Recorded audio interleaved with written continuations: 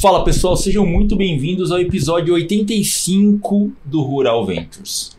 Para quem não conhece o Rural Ventures, ele é um podcast focado no agronegócio, onde nós conversamos com startups, com os founders, CVCs, CVBs, todas as corporações que falam com o agronegócio, que investem no agronegócio, nós trazemos aqui para explicar um pouquinho do que é esse mercado e quão é pujante esse mercado, para que todos possam conhecer as tecnologias que estão revolucionando aí o nosso agro. Fala, Kirangatan. Fala, tudo bem? Hoje a gente vai falar sobre uma tecnologia bem na moda, mas que é bem à frente do seu tempo. À frente do seu tempo, mas que tem muita oportunidade no agro, né? Então isso é importante. E que eu acho que visa facilitar, simplificar, né, a forma como é feita as comercializações e tal. Então acho que a gente, antes de mais nada, vamos chamar que é um grande amigo de velha estrada, assim, das profissões passadas, né, assim, né, como eu fazia, né? Old Economy. Old Economy, exatamente. Mas que traz uma grande experiência para a gente, que a gente possa analisar as corporações hoje, então ajuda muito ao nosso dia a dia do trabalho atual. Anderson Nakashi, tudo bem? Como é que você tá? Tudo bem? Tranquilo. Vou entregar, é dos tempos do cabelo. Exatamente. Conheço esse aí sem barba e cabelo antes. Eu tinha 2 centímetros de testa, barba preta e estamos dessa época aí, né? Cara, que bom que você pôde vir, Anderson. Pessoal, para quem não conhece, o Anderson, ele é o diretor Brasil da AgroToken, que esteve nas mídias aí recentemente. A gente vai explorar com ele todas essas novidades que estão trazendo para a gente, para que o produtor possa comercializar melhor, possa fazer o famoso barter de uma forma mais tecnológica, né, Kian? Usando todas as ferramentas que tem hoje disponíveis, né? Então... Exatamente. Mas que bom que você está aqui com a gente, amigo de longa data aí no mercado financeiro. Mas exatamente por conta disso, nós já tivemos um episódio aqui com o Ariel Scaliter, né? Lá em abril de 22, quando vocês acabaram de chegar no Brasil, né? A gente acabou de aterrissar no Brasil, o CNPJ ele foi registrado, foi até depois disso aí, foi em maio. Foi em maio. Do ano passado. E o Ariel é o CTO, co-founder junto com o Eduardo. Legal. É um professor de tecnologia aí, então o episódio é muito bom aí para quem gosta do tema tecnologia. Legal. Então, pessoal, se vocês querem conhecer um pouquinho de onde surgiu a ideia da AgroToken, o Ariel lá explicou pra gente no episódio 18, quando nós não tínhamos estrutura, fazíamos tudo online, quando começou a nossa startup, a Rural Venture Startup lá do podcast, né? Tudo virtual. Né? Tudo virtual, aquela qualidade feita por mim mesmo, né? As edições. E artesanal, exatamente, mas é a construção do negócio, né? E acho que hoje nós vamos conversar com o Anderson, que conheceu um pouquinho da história dele até chegar aqui na AgroToken como diretor Brasil, entender e contextualizar toda essa bagagem para realmente aplicar essa tecnologia nova, porque sem essa bagagem que você teve durante a sua vida toda, acho que seria muito mais difícil ter essa aplicação e conversar realmente com quem entende do negócio lá no físico, né? Ter esse diálogo de igual para igual, que eu acho que é super importante. Mas vamos explicar para a galera aí quem é Anderson Nakashi. Vamos lá, tô completando 18 anos de agro esse mês. Comecei lá atrás, né, já na área de barter, na época na Bayer Crop Science. E eu vejo a AgroToken como sendo o resultado muito interessante dos lugares que eu passei na minha carreira. Eu passei 10 anos na Bayer. Na Bayer eu cheguei a ser o chefe da mesa de operações, onde a gente começou a fazer contratos futuros e derivativos ali para proteger as posições de barter. Então eu passei esses 10 anos no barter. Depois eu fui estruturar o barter da Dow Química, que virou a Corteva. Então eu me tornei diretor de commodities da Corteva, também com toda essa frente aí estruturada. Depois eu fui para Mosaic fazer troca de fertilizante. Aí eu descobri o quão difícil que era expandir esse modelo que a gente tinha nas químicas. Passei um tempo na Bolsa de Londres, na London Exchange, na parte de commodities deles, tocando à frente Latam. E ali foi interessante porque eu comecei a entrar mais a fundo em tecnologia. Legal. E quando eu entrei em tecnologia, topei com a AgroToken, olhando o índice da Bolsa da Argentina, aparecendo o índice AgroToken lá.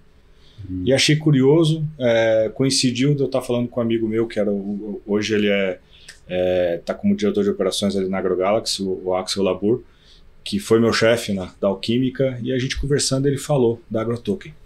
Caramba. E aí, nessa que ele falou da AgroToken, ele relembrou de uma conversa que a gente teve, que por coincidência você estava. Eu estava. A gente teve uns papos aí de tokenização em 2018, Kira. Uhum.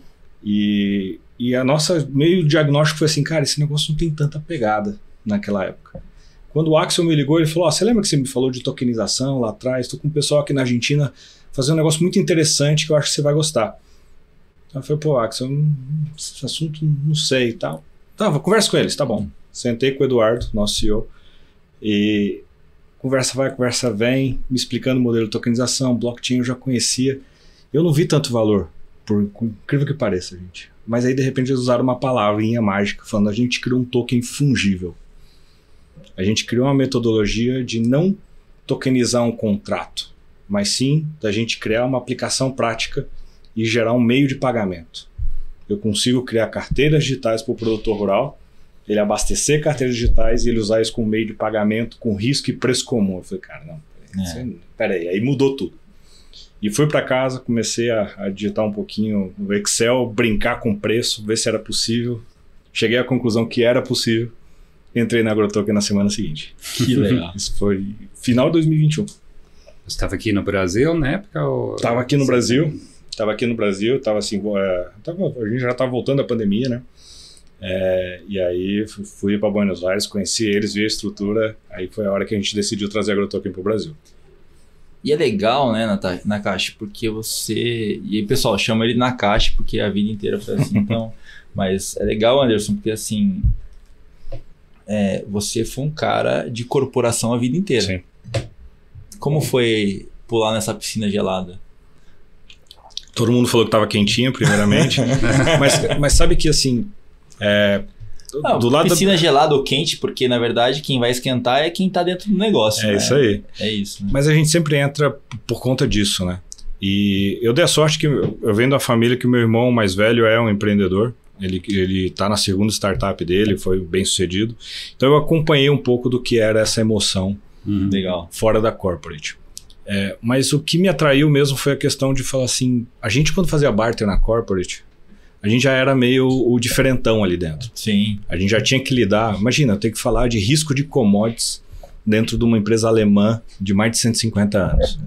Cara, então assim, a gente já era meio uma coisa disruptiva o tempo todo quando falava de troca e falava de derivativos e falava... Quando a gente começou a falar de opção digital, os caras começaram a apavorar, né? Falaram, cara, já estamos entrando em knock-in, knockout. E aí quando migrar para startup, deu uma sensação de liberdade. Uma sensação de falar assim, pô, aqui a gente consegue executar as ideias. A gente não vai ter que convencer muito, a gente vai ter que fazer. Então essa é a principal diferença. Eu acho que na corporate você passa muito tempo convencendo. Na startup, o cara fala, faz. É curioso, né? Durante a pandemia a gente viu muitos casos iguais de pessoas saindo do corporate e indo para o mundo de startups. Sim. E eu fiquei curioso para saber se porque cansou da vida cooperativa uma vez que está trabalhando em casa, você começa a pensar na vida, ou se realmente era uma oportunidade de muitas startups aparecendo e as pessoas tendo mais ideias e falar, bom, vamos arriscar isso. Eu acho que deu uma mudada no mercado, né? A pandemia foi um grande choque aí para todas as frentes, não só econômicas como sociais, mas assim, eu sinto que o ambiente de inovação na corporate, ele se mostrou ineficiente. Faz mais sentido eu ter um modelo liberal, onde as ideias prosperem fora da corporate, para depois a corporate vir. Isso começou a ficar cada vez mais evidente. Tem muitas camadas de aprovação, burocracia. A tentativa e erro, ela não quer arriscar. Ela não existe. Não quer... Então, o movimento mudou. Então, quem já tinha esse espírito um pouco mais gosto de inovar, gosto de descobrir o novo, viu que na corporate ali não é o lugar para isso. Ali é o lugar de escalar boas soluções. Eu sempre brinco que o Corporate Venture Capital não tem venture, ele tem Corporate Capital. Né? Ele tem dinheiro, mas a parte de venture ele não quer se assumir risco. Então é melhor fazer isso fora. E inovar dentro dessas grandes estruturas, gente, é muito difícil. Por isso que assim, tanto hoje mesmo quando a gente está lá no Cubo do Itaú, a gente lida com as grandes corporações, a gente vê a dificuldade até mesmo das áreas de inovação de embarcar nos projetos. Porque eles identificam bons projetos, mas aí não ganha patrocínio interno, o negócio demora a engatar. E aí você vai ver que é um pouco disso, não está na veia do corporate ser inovador. Na verdade, tanto que as metas deles não é encontrar algo novo, disruptivo no mercado. A meta dentro da corporate é melhorar o indicador do ano passado. É sempre assim. Eles querem ver para crer, né? Então, não dá para começar a inovar lá dentro, porque não tem dados para comprovar que isso vai dar certo. Então assim, e o risco é muito alto. A gente fala assim, o corporate não gosta de tomar risco, cara, mas o risco é muito alto. Sim. Porque você não pode muito colocar uma marca mais valiosa para dar errado, já tem uma expectativa do mercado. Então, eu acho natural esse movimento, eu gosto do que a gente está vivendo hoje, Fernando, tá? De a gente ter esse ambiente mais liberal, onde vai ter uma concorrência efetiva das startups. Sim. As melhores vão ter que nascer, e o Venture Capital vai ser um curador, ele não é só um cara que fica spread and pray, esse modelo de spread and pray acabou. Agora tem que ser um curador, um cara que toma cuidado, investe direitinho, e aí entra o corporate venture forte para ser o cara que fala assim, acertaram. E eu acho que é a boa notícia que a gente tem trazido esse novembro para o mercado, que eu acho que a gente, enquanto startup, passou desse momento. A gente veio do momento muito forte desde o começo, né? Friends and Family, vai pro venture tradicional, e agora a AgroToken está entrando numa fase ainda pré-série A, que veio os corporate ventures, dando de fato essa camada de validação, de validação e porque é diferente, cara. O due diligence é completamente diferente. Mas acho que um ponto que você tocou que é super importante, que eu acho que foi o despertar dessa galera que quis sair, foi que de uma hora para outra, empresas assim, centenárias se viram num momento de posição onde eles tinham que implementar tecnologia sim ou sim, porque a pandemia forçou isso, na verdade. E aí esse implementar tecnologia sim ou sim despertou esse pessoal, falou, cara, olha, não vai funcionar aqui dentro, desse jeito que eles estão querendo fazer, não vai funcionar. E eu acho que isso acelerou várias mudanças e os comportamentos, né? Mudanças comportamentais dentro das corporações que fazem com que hoje busquem essa conexão com as startups, que criem esses modelos dentro, ou pode ser um Open Innovation, ou pode ser o CVB, ou pode ser o CVC, mas que já tirou o pessoal daquela zona de conforto. Falou, cara, alguma coisa tem que ser feita. Alguma coisa tem que ser feita.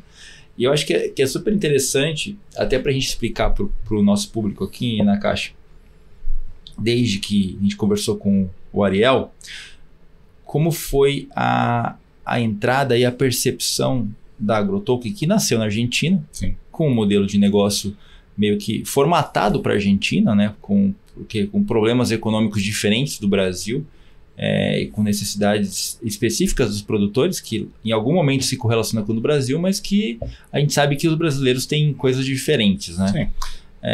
Como foi essa adaptação da AgroToken? A gente pode explicar um pouquinho o produto e como funcionou essa adaptação, porque eu acho que é super importante para a galera que está nos escutando entender chegada e adaptação dentro do mercado brasileiro. Perfeito. Eu acho legal até entrar nessa questão de que quando a gente fala de inovação, as startups, a gente muitas vezes cria ferramentas. O modelo de negócio é algo que a gente descobre. A inovação ela vem trazendo uma grande ferramenta e aí naturalmente o mercado fala para a gente aonde usar essa ferramenta e o que dá para construir com ela.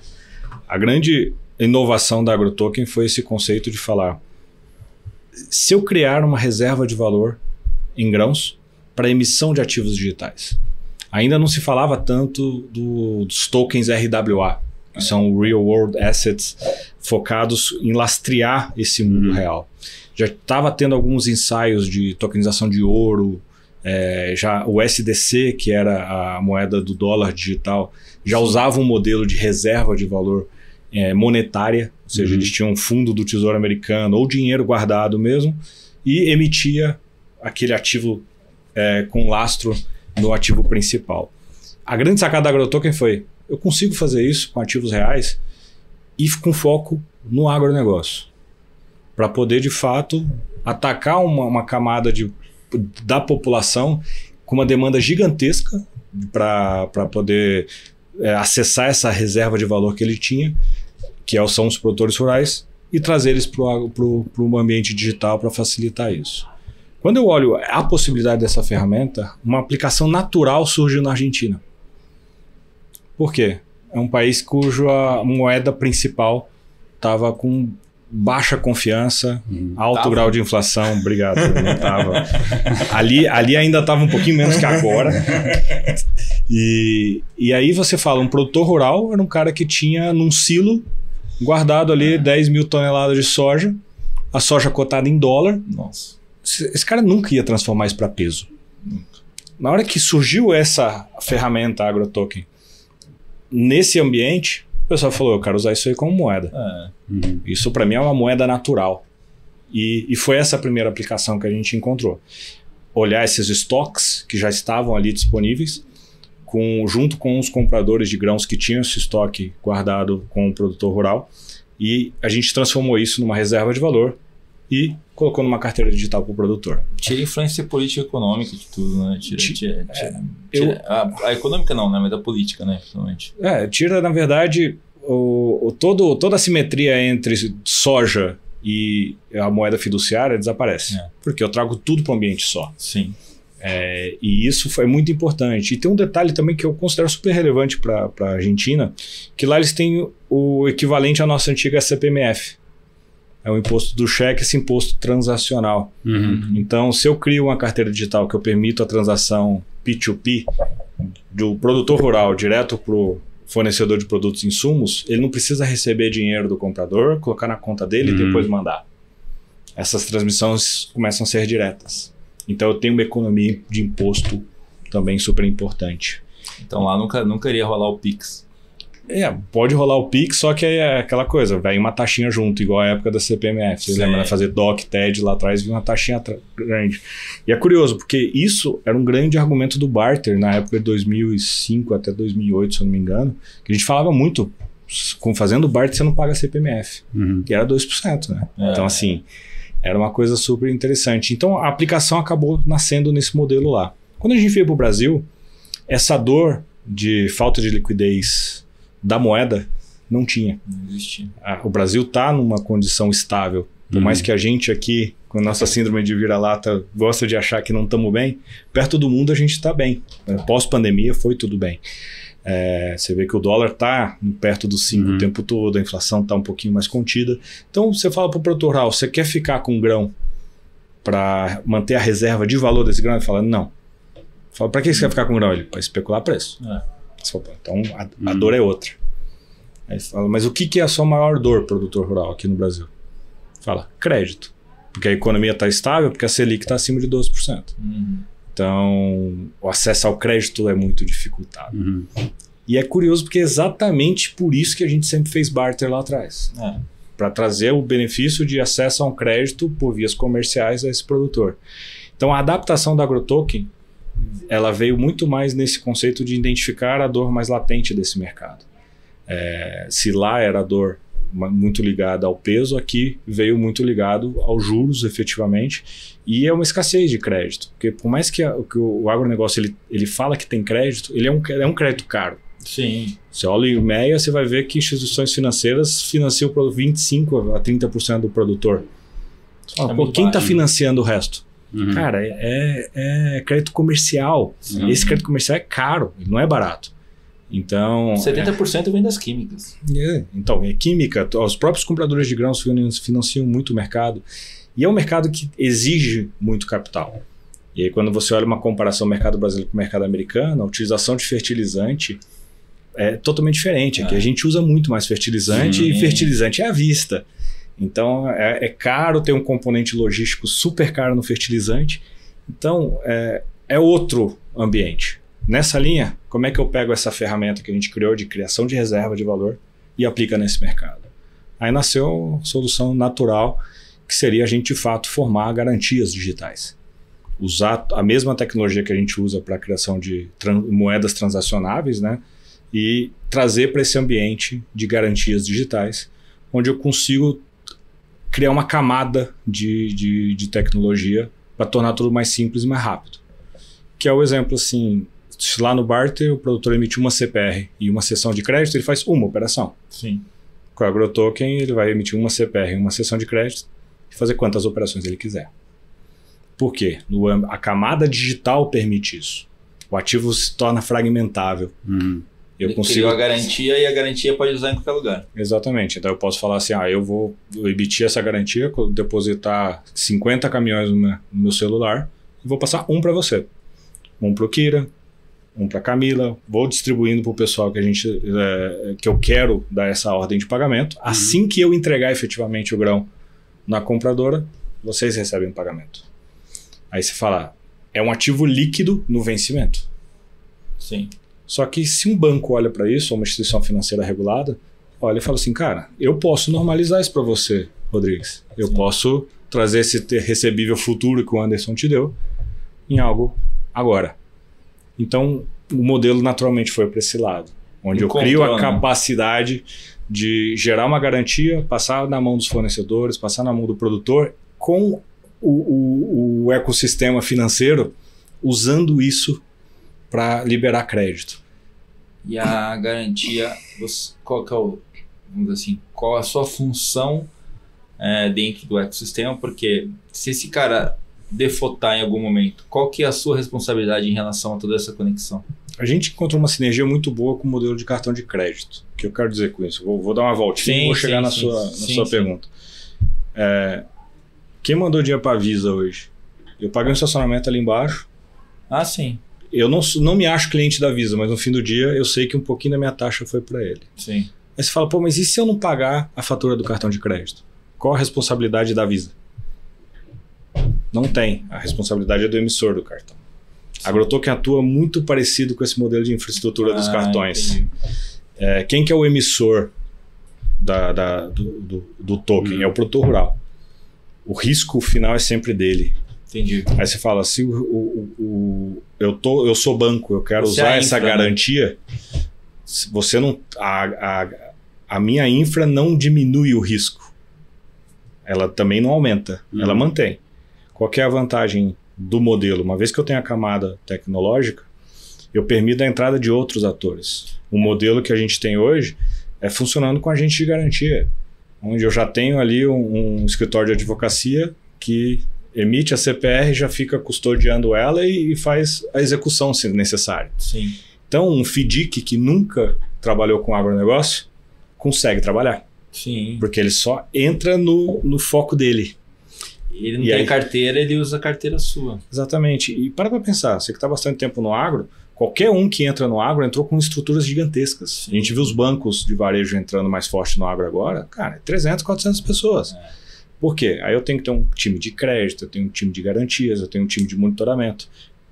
O que a gente está criando é como se fosse de fato uma infraestrutura com tomadas compatíveis para qualquer um plugar e fazer o que é bom.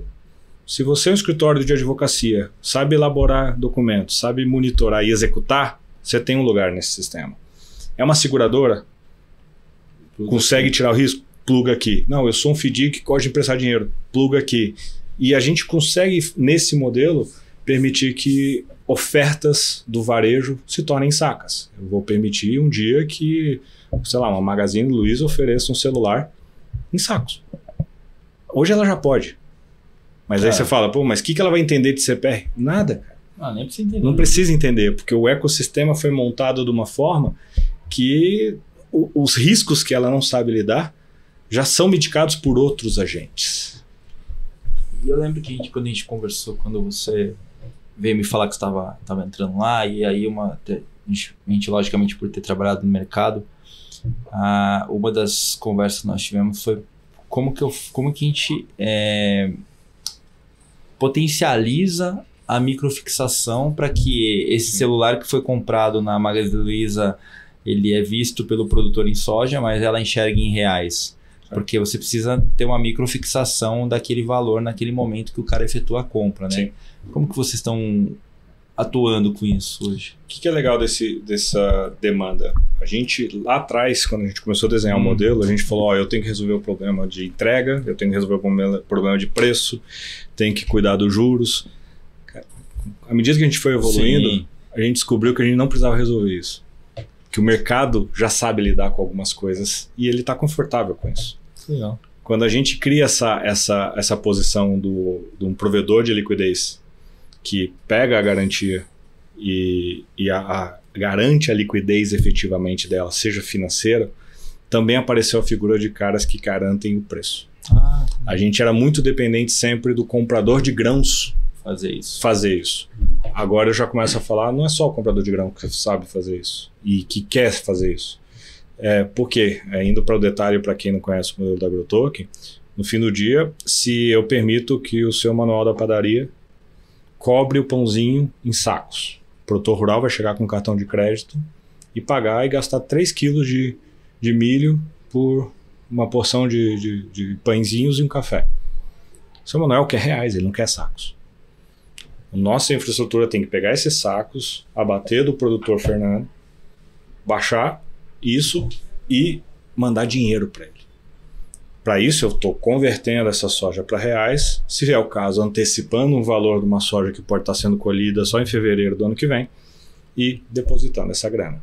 Esse processo de transformar soja em reais é a fixação, processo de antecipação de valor, todo mundo já está mais familiarizado. Sim. Eu preciso de agentes que façam isso. Eu não faço. Eu garanto o plug perfeito para quem faz isso. Naturalmente, se o comprador assume essa capacidade, é ele que faz. Se é o próprio banco, é o próprio banco.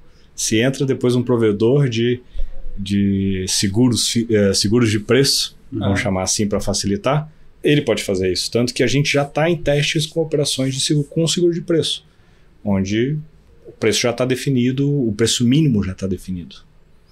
Que é algo que a gente sempre fez no barter lá atrás. Nada impede que entre aqui alguém provendo um seguro de preço para essa estrutura. Sim. E aí você já limitou seu risco, na verdade, né? Eu sou infra. Eu preciso traduzir esse risco. Então, assim, quem está tomando risco, se é uma instituição financeira credora, ela sabe que eu só preocupo com risco creditício. O risco colateral, essas coisas, tem gente cuidando. Então você vê que o modelo a gente foi cada vez se especializando mais em ser essa infra.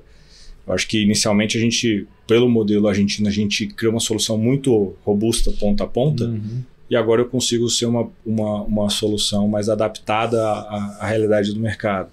Que dentro do que a gente está falando de startup, que é aquela coisa de não dá para achar um modelo só. O core, que é a nossa ferramenta principal, ela está lá. Sim. Agora, as aplicações, a gente vai descobrindo caso a caso, e a gente tem achado muita sinergia, sobretudo depois que a gente fez a parceria com a Visa, que se tornou no investimento que a gente anunciou semana passada. Vamos entrar nisso aí já, vamos entrar nesse ponto. Mas antes de entrar nesse ponto, eu vi que vocês também anunciaram recentemente uma parceria com a Broto, né? Sim.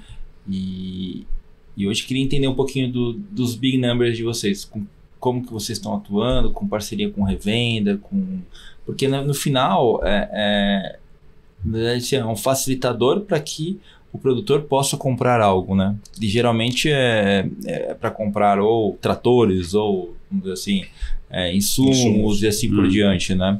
Como que está esse ecossistema de parceiros que estão conectados com vocês, que no caso uma é a Broto, né? A gente viu que para acessar esse mercado no Brasil, assim como um cartão de crédito, a gente ia ter que cuidar da emissão e também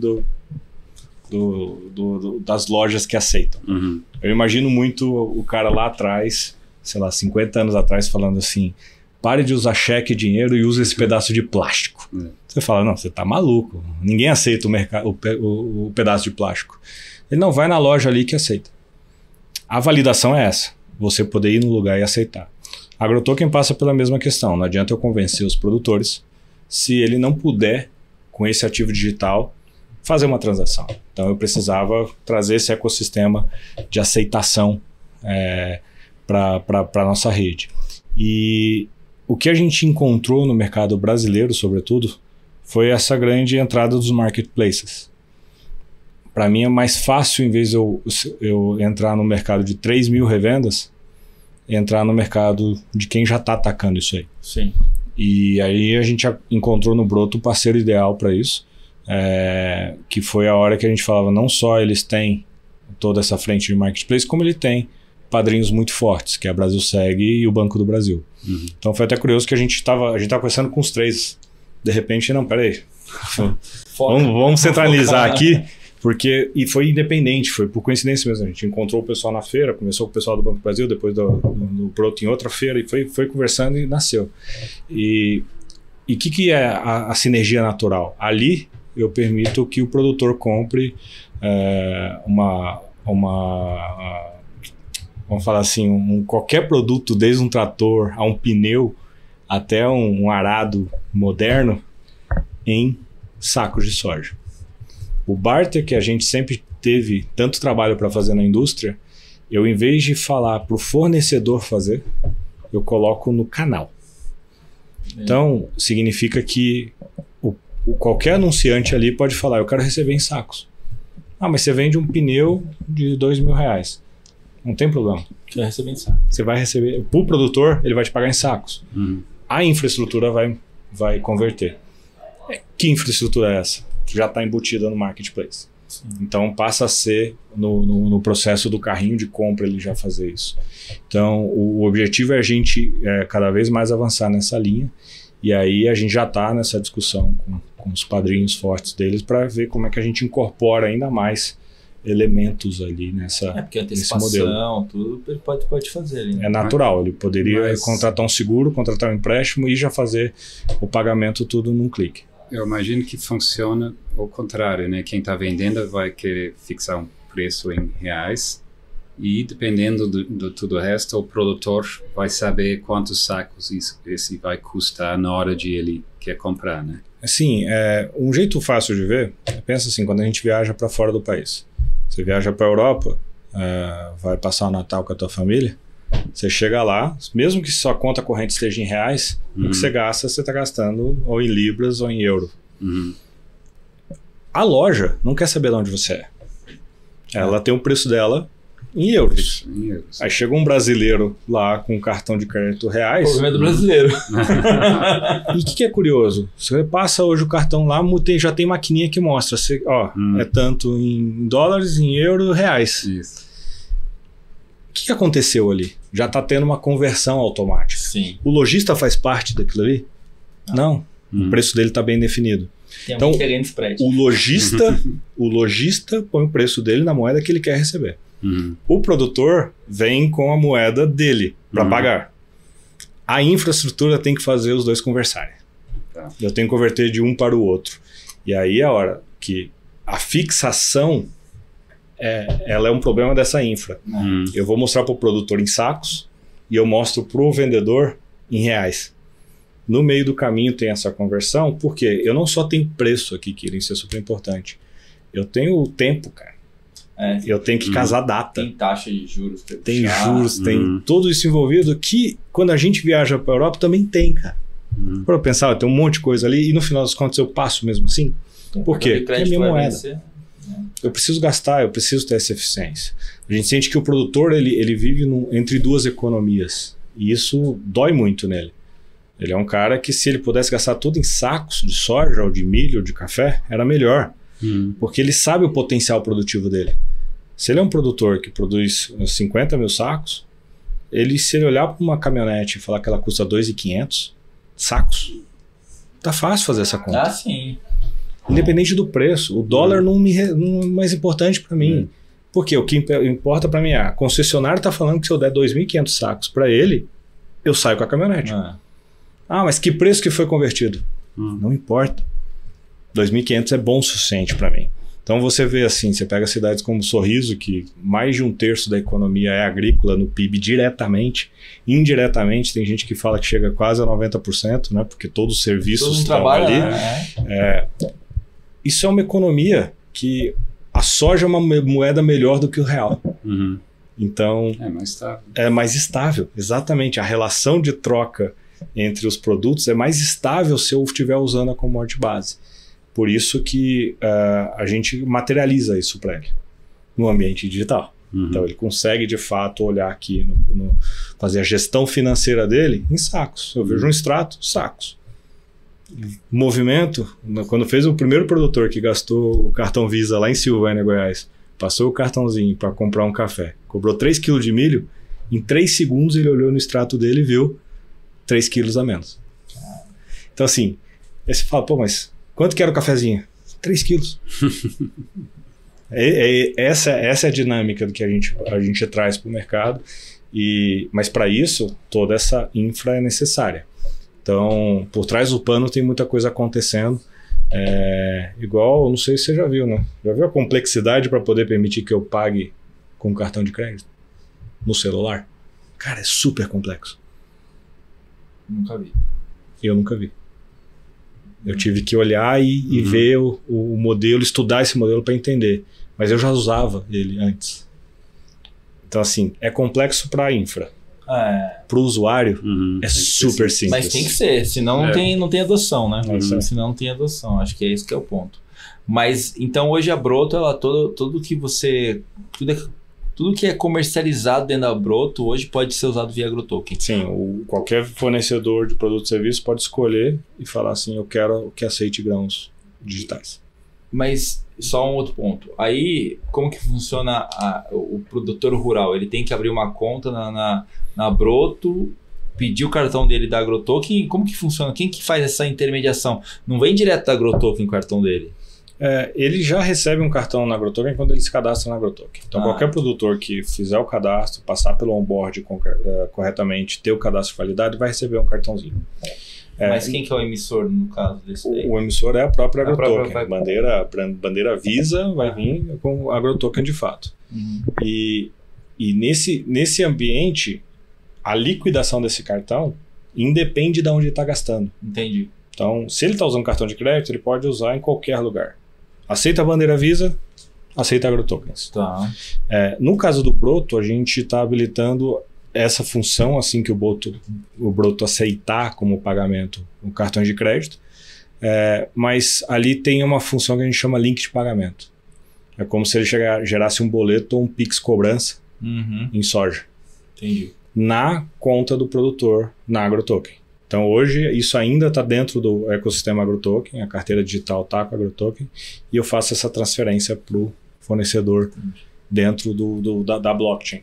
E isso a gente faz em 5 segundos no máximo entre e sai do processo. E o onboarding, né, do produtor, quando ele entra no site, se cadastra, o que ele precisa comprovar para mostrar que ele realmente tem soja, né? A gente tem alguns níveis de onboarding, né?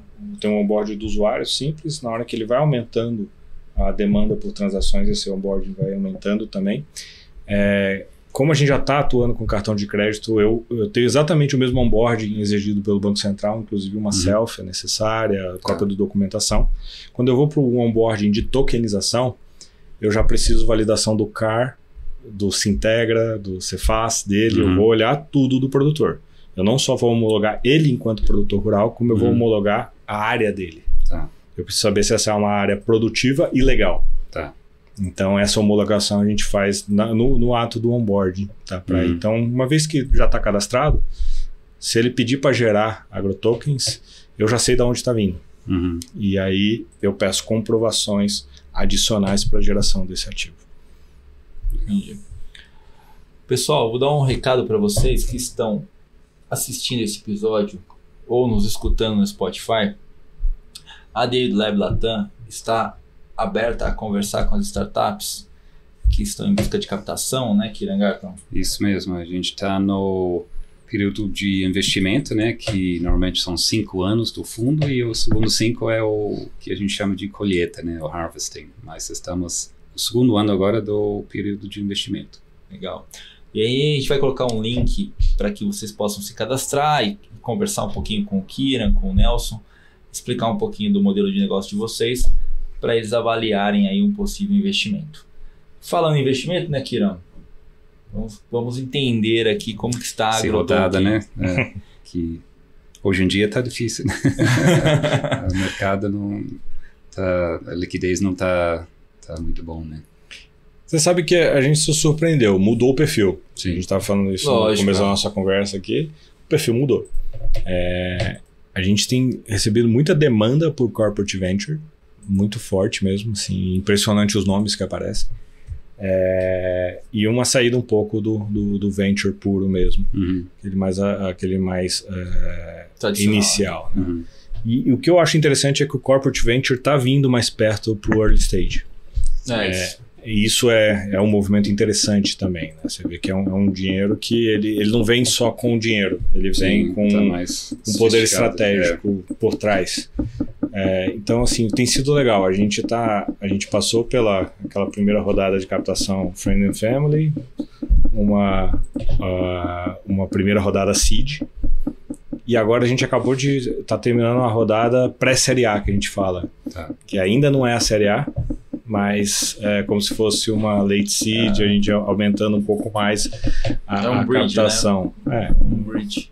E por quê? Porque de fato mudou um pouquinho o escopo. A gente entendeu que a gente precisava aumentar a presença regional, precisava do investimento para crescer rápido, e precisava de parceiros estratégicos.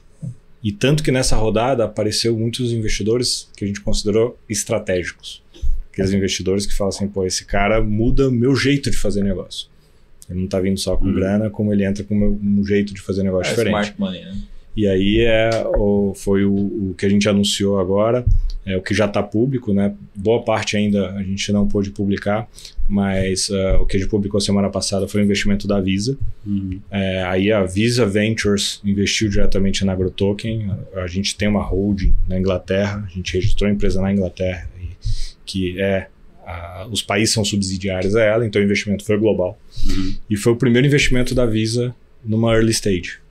Legal. Ela nunca tinha entrado numa startup pré-série B na história. Ela já tinha entrado em uma ou outra série A, eles tinham falado, mas assim... E no agro. No agro, early stage, então foi aquela coisa assim que tipo... E foi muito bom, porque eles trouxeram essa coisa do smart money, igual você descreveu, mas... automaticamente eles trouxeram uma validação do modelo. Por quê? Cara, eu tive que passar por um due diligence ali considerável. O cara queria saber como é que você faz a gestão de custódia das chaves dos produtores em blockchain. E a gente passou, de certa forma, até suave. Então, assim, vem aquela coisa, você falando assim, cara, estamos no caminho certo. Porque o mais importante é isso, né, da startup. Você não tem que estar certo, você tem que estar no caminho certo. Porque o maior problema é você descobrir, cara, eu tô indo para um lado que a fundação não é boa. Então eles deram essa validação forte pra gente e automaticamente assim, a gente se tornou um parceiro de negócio. Então a gente estava até 2 semanas atrás no Mato Grosso fazendo algumas rodadas, o pessoal da Visa do lado, e a gente entra conversar com distribuidores, compradores de grão, para soluções em conjunto. A hora que eu falo assim, como é que eu faço para o cartão de crédito Visa do cara ter AgroTokens como meio de pagamento, o barter embutido ali dentro, e já tem um programa de fidelidade, e já tem um sistema de compensação e segurança que a Visa já promove. Ela tem uma prateleira de serviço que ajudou muito. Então a gente naturalmente integra, e a gente tem conversado com o mercado financeiro aí nas instituições, também já com essa chancela junto. Para eles colocarem também, na verdade, para você colocar a AgroToken dentro da prateleira da Visa, né? E aí todo mundo que for usar a Visa, de alguma forma, tem aquela opcionalidade, né? É os dois, na verdade. É como se a gente juntasse as duas prateleiras, e a Visa está fazendo uma entrada forte no agro. Ela quer entrar no mercado B2B, que ela chama, e no agro, sobretudo. E aí, aqui na América Latina, claramente a gente é quem está ajudando eles a fazerem isso, tanto levando nos clientes, como também formatando o produto que ela vai trazer. Então, isso é muito legal. A gente está criando produto junto. Não é só põe a AgroToken lá e me dá o seu. Bom, tipo, vamos criar um negócio junto. Isso é smart money, né? Esse aí é o que muda o jogo. Exatamente. E a gente foi para esse lado, e eu acho que assim, no mundo de inovação tem sido esse o caminho. Sim. Você fala assim, agora são menos investidores, está dinheiro mais difícil, só que não é só dinheiro. É aquela coisa assim, é dinheiro bem aplicado, bem desenvolvido. Por isso que eu falo que mudou para uma curadoria. Né? Investimentos puramente financeiros são muito difíceis. Até nossos investidores no fundo agora não são motivados pelo retorno financeiro, é mais pela parte estratégica e talvez de impacto e sustentabilidade. Então, faz toda a diferença isso, né? E aí que a gente tem, essa rodada tem sido bem sucedida nesse aspecto. E a ideia é justamente pegar essa grana e expandir. O Brasil se mostrou grande demais e a Agrotoken, o nosso modelo de negócio, ele não permitiu muito que a gente começasse pequenininho. A gente tem que ser grande. Então, você vê os parceiros que a gente está lidando, é toda empresa muito grande que você fala assim, cara, para eu atender esse cara eu preciso de 5 pessoas. Sabe? Tipo, níveis diferentes, eu preciso ter presença, senão eu não consigo atender. Então, naturalmente, a gente teve que nascer grande. Para nascer grande, falar, cara, eu preciso de parceiro estratégico, eu preciso de grana. Então, por isso que a gente falou, não, em vez da gente maximizar a nossa eficiência e ir até uma série A, não, vamos fazer o seguinte, vamos dar um passo ainda maior, ganhar uma roupa de stage para a hora que eu chegar numa série A, a gente chega com números expressivos. E Brasil é continental, tem que ter pessoa, cara. Tem jeito. O Brasil é grande, cara. É assustador. Eu tava falando com um dos parceiros, o cara falou assim, não, a gente tem na base de produtores 2 milhões de produtores. Eu falei, não é possível, cara. O Brasil tem 4,5 milhões de produtores rurais, cara. Você fala, meu... e se você pegar que a gente tava falando aqui, amanhã tava falando aqui com um entrevistado que falou que mais ou menos 80% desses produtores, dos produtores nacionais de médio porte, nunca pegaram crédito. É muita gente, cara. É muita gente. É muita gente. 80% é muita gente. É muita gente. Então tem um mercado a ser desbravado, né? E depois que a Visa entrou na Caixa, logicamente ela não entrou sozinha, eu vi que teve alguns outros investidores que acompanharam, tá? O roadmap para vocês agora nos próximos meses é expandir time comercial. Conta um pouquinho o que você puder contar, na verdade, da estratégia para vocês avançarem e para que as pessoas possam conhecer cada vez mais a Agrotoken. A gente tem expandido uma frente de produtos, que é super importante, você fala assim, começou a aparecer vários tipos de produtos diferentes. A gente está expandindo culturas diferentes. Vamos falar, a gente tinha uma estratégia soja, milho e trigo. Agora eu já falo de soja, milho, trigo, café, carne, sabe, o boi efetivamente, etanol, açúcar. Apareceu, além das culturas, aplicações distintas. O mercado de ESG veio muito forte. Uma das adaptações que a gente fez para o Brasil, que eu não comentei, foi que eu embuti toda a validação de onboarding que eu estava descrevendo para o Kira, que a gente chama de prova de origem. Então, se o produtor Rodrigues está querendo me trazer um grão e eu sou capaz de certificar a fazenda essa certificação pode entrar no token e ser transferida por toda a cadeia. E isso alguns parceiros perceberam. A gente começou numa rodada muito importante aí com alguns parceiros no ambiente de açúcar, etanol, também de farelo, de soja, de fazer essa rastreabilidade na blockchain já embutida no token. Então, assim, não só eu falo assim, vou criar uma solução blockchain de rastreabilidade. Ela está embutida na solução de mercado da Agrotoken. Então, isso é um produto diferente que nasceu. Existem alguns outros produtos nascendo, né, nessa frente também, porque, assim, mais uma vez, a nossa especialidade é transformar coisas do mundo real em ativos digitais. E uma vez que está nesse ativo digital, a gente conseguir criar aplicações. Várias coisas começaram a nascer. Então a grana vem. Como é que eu faço para melhorar o meu atendimento dessas grandes contas e com presença efetiva no mercado brasileiro, sobretudo, e desenvolvimento de produtos. A gente tinha uma ambição de já ir para os Estados Unidos esse ano. A gente tem todo um estudo pronto, tudo prontinho, até empresa com um pezinho lá.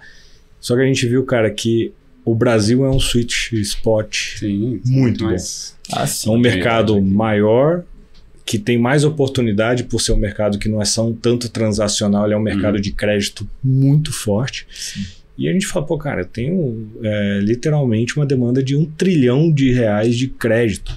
Então, se você fala, cara, se eu fizer isso aqui muito bem feito, é outra conversa. Então, o foco é 80% no Brasil. Legal. E vim expandindo cada vez mais. Porque imagina, se você teve que moldar o seu negócio da Argentina para o Brasil, imagina quando você chegar nos Estados Unidos, você vai ter outros problemas diferentes, outras features que você vai ter que criar que vão atrapalhar a sua expansão no atual mercado, né? E quando você vai para um ambiente dólar, cara, ele tem uma outra dinâmica. Você fala assim, tem vantagens grandes por eu tá tirando essa simetria do real para a soja. Sim. A simetria dólar para a soja é menor. É bem menor, é verdade. Eu tenho um Chicago ali perto. Então, assim, eu tenho boas vantagens para esse mercado, só que elas vão ser muito transacionais. Aqui eu entro criando um ecossistema. Mas o principal motivo não é só isso, cara. O principal motivo chama-se Banco Central do Brasil. O que o Banco Central do Brasil está fazendo torna o Brasil o melhor lugar para qualquer empresa que trabalha com blockchain no mundo estar. Porque eu passo a ter marcos regulatórios favoráveis. Eu estou tendo todo um estímulo do sistema financeiro para que a gente faça cada vez mais soluções nessa linha. Sem brincadeira, hoje de manhã eu estava em uma reunião de 2 horas com o Banco Central do Brasil. A gente estava em 23 pessoas, lá do AgroToken e do Bacen, discutindo, de fato, modelos de inovação para isso aí. E com o Drex e o Real Digital, que é o CBDC brasileiro, você fala, cara, a gente vai trazer soluções muito rápido para o mercado.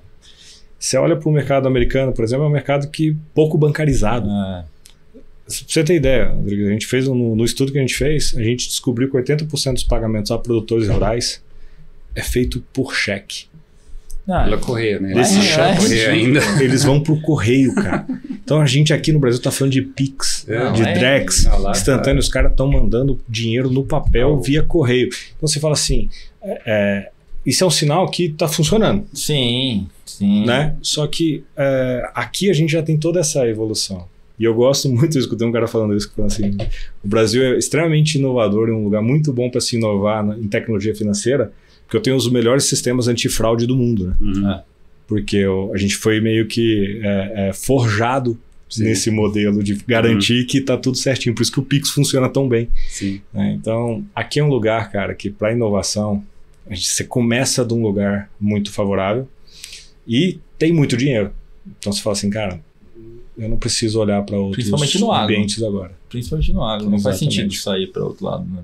E lá nem tem senha para o cartão, né, de crédito. Então. Eu tenho um cartão de lá e as pessoas aqui, mas como não tem senha? Eu falo, não, só assinatura. Mas a coisa é muito... Os caras estão com uma tecnologia que agora que chegou lá, agora, recente, é que estão sendo assaltados nos carros agora. Uma tecnologia que já é bem antiga. Já. Então, exatamente. E você fala assim, os problemas estão lá, mas eles ainda não são tão latentes. Então, e não foram validados. As soluções, elas vão chegar.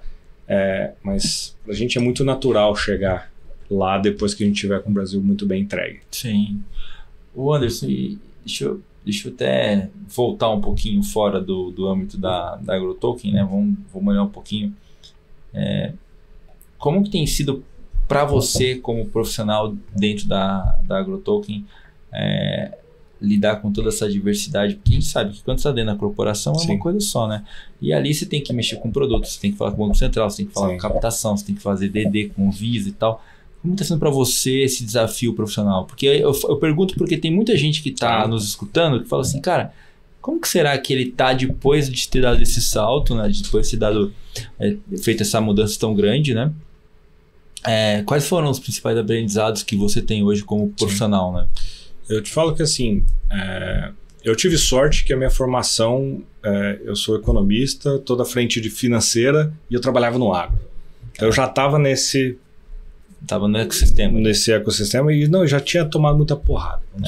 Então eu tive sorte que eu já tinha tomado muita pancada de saber quão difícil é você ter que explicar algo complexo num ambiente que não está te recebendo. Vender opção, meu Deus. E aí, literalmente, a gente vendia opção para produtor rural embutido nas operações financeiras e não mais longe. Eu vendia esse modelo para as químicas, dentro da química. Para agrônomos que queriam vender o químico, ele não queria fazer aquilo ali. Então isso me ajudou a ser um pouquinho mais adaptável. Só que, cara, é muita frente diferente. Você pode fazer um MBA, eu fiz 2 MBAs que, cara, me prepararam para 30% só. O resto, cara, tipo, é muito on the job. Tanto a Camila, a nossa assessoria, está aqui para aprender a dar entrevista, aprender a poder fazer pauta bonitinho, a aprovação das coisas. Quando eu cheguei na Agrotoque, eu deparei com uma coisa que eu não sabia fazer, que era fazer um CNPJ e o KNAI da empresa. Todo o sistema de aprovação de pagamento, aquelas coisas que na corporate você já está tão bem estabelecido que você manda para alguém cuidar. É automático. Você está muito mais preocupado, às vezes, com o lado contábil do que o lado operacional do pagamento em si. Então, você administrar uma startup, você passa a atuar todas as áreas sob sua supervisão. E assim, o processo de trazer para o Brasil foi legal, porque a Agrotoken já tinha uma estrutura bem funcional na Argentina, só que eu cheguei um pouco sozinho ali no cubo do Itaú para fazer um pouco a jornada inteira. Então, fiquei como aprovador da conta há muito tempo, fazendo essas coisas, e essa jornada é uma jornada de aprendizado constante. Sem dúvida. Por quê? Você fala assim, eu estou trazendo uma inovação para os meus clientes no meu produto. Não, mas você vai ter que topar com uma coisa nova, porque o cara do jurídico falou que você precisa fazer um registro de KNAI específico, a nota fiscal vai ser diferente. Cara, se eu não aprender isso aqui, fazer que isso aqui seja estado da arte também, meu produto não serve. O cara me manda um NDA, fazer MOUs, ler MOU com cuidado, escrever MOU com cuidado. Sabe, cara, é muito detalhe. E como foi esse troca com a cultura argentina, né? Lá também tem muitos problemas, então não deve ser mais fácil explicar isso para um argentino do que para um americano, por exemplo, que essa burocracia. A gente tem uma cultura meio parecida, cara, de jeito problema, de resolver problemas. E socialmente, a gente se dá bem. Argentino e brasileiro se dá bem, né, no dia a dia. Só que a diferença de você falar assim, eu trazer uma outra cultura de outro país para cá é complicado. Eu explicar para eles uma curva de juros é complicado.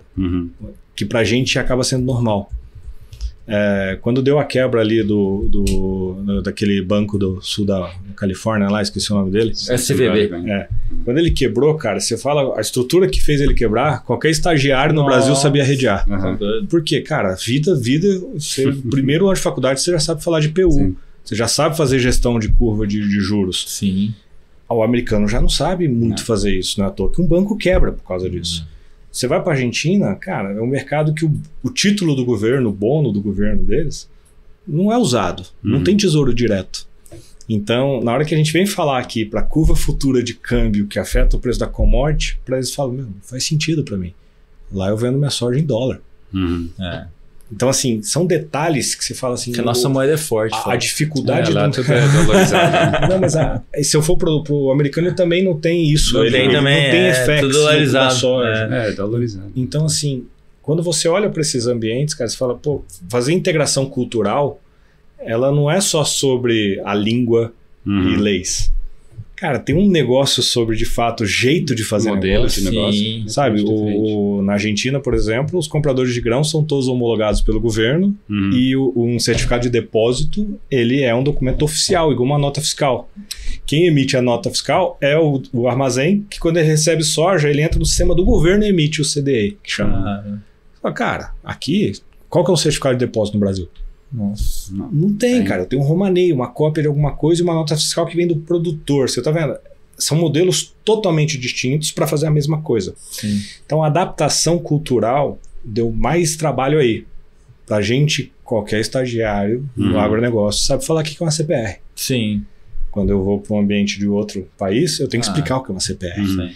E qual que é o conceito do penhor de grão em produção. Eu tenho um penhor de safra futura, cara. O negócio não existe e já está sendo penhorado. Pra gente é normal. Para um americano não é. Para um europeu não é. Então, a dificuldade estava mais aí. Em a gente como é que faz para nivelar conhecimentos. E nessa nivelação de conhecimento, entender as diferenças e criar métodos de trabalhar, um para cada país, porém em conjunto. Cara, isso é difícil, tá? Isso é difícil e eu te falo que nas corporates, eu descobri que as corporates não fazem isso, tá? Elas preferem criar uma unidade Brasil, uma unidade Argentina, um cara Latam que fica meio que só controlando o número da galera, mas quem manda é cada unidade e depois vê. as startups já tem que tomar esse cuidado, eu já tenho que falar, meu, porque você está fazendo o mesmo modelo para vários países, né? Então você tem que extrapolar, né? Eu tenho que aprender a pensar em conjunto com os caras. Você tem que criar, e para criar eu tenho que entender. Aí eu tenho que entender rápido, conseguir traduzir rápido para o meu time. Os programadores estão lá, ou não? Nosso time de desenvolvimento está no Uruguai. No Uruguai. E que foi excelente para a gente, tá? Um dos maiores problemas no mundo de tecnologia de startups chama-se turnover. É uma briga pro profissional sem igual. Sim. A gente tem um time muito estável. Você fala assim, a gente tá com 35 pessoas. Cara, eu tenho uns 26, 27, tá vendo esse número esses dias, que nunca mudou. Caramba. Então você fala, eu tenho desenvolvedores especializados em AgroToken. Aí, isso é difícil para uma startup ter uma equipe de desenvolvimento tão estável. Isso foi mérito do próprio Ariel, do CTO, de falar, não, vamos criar essa estrutura aqui que tem um perfil diferente ali. Ali são pessoas que não vão entrar para prestar serviço para a Rússia e ganhar uma grana. Não, a galera mais tranquilo, focado no trabalho, focado no tá na empresa, não é tão assediado, porque é um outro mercado. Sim. Você vai para os desenvolvedores de Florianópolis lá, é um assédio constante de profissional. Recife, outra pegada. Então, é isso. Cara, a gente está chegando ao final. Obrigado pela sua participação aqui, cara. Foi esclarecedor aí como foram as mudanças aí. Acho que é legal você ver a evolução, né, do negócio e das pessoas dentro do negócio, que eu acho que é super importante também. Como até uma pessoa que passou aqui dentro do nosso podcast falou, startup não é uma foto, é um filme. Então ela vai numa constante evolução, você tem que ir acompanhando. E para mim foi uma mudança bem grande aí, dado que o Ariel deu uma aula pra gente lá no episódio 18, lá a gente acompanha. E, cara, eu queria deixar aberto para que você pudesse deixar os contatos, se você quiser deixar o site para que o pessoal possa conhecer. Fica à vontade, cara, pra você dar um recado aí pra turma aí. Obrigado. Eu acho que a AgroToken tem uma vantagem boa, que é o nome dela. A AgroToken só tem a gente. O token do Agro. Fácil lembrar. Fácil lembrar. Vai achar a gente. Eu também tenho uma sorte que não sabem escrever meu nome, mas Anderson Nakashi, você vai me achar fácil. Com a AgroToken junto, você me acha fácil. E os perfis estão abertos aí. Gosto de compartilhar conhecimento e trocar ideia com o pessoal. Super importante. Então, quem quiser entrar em contato, estamos aí.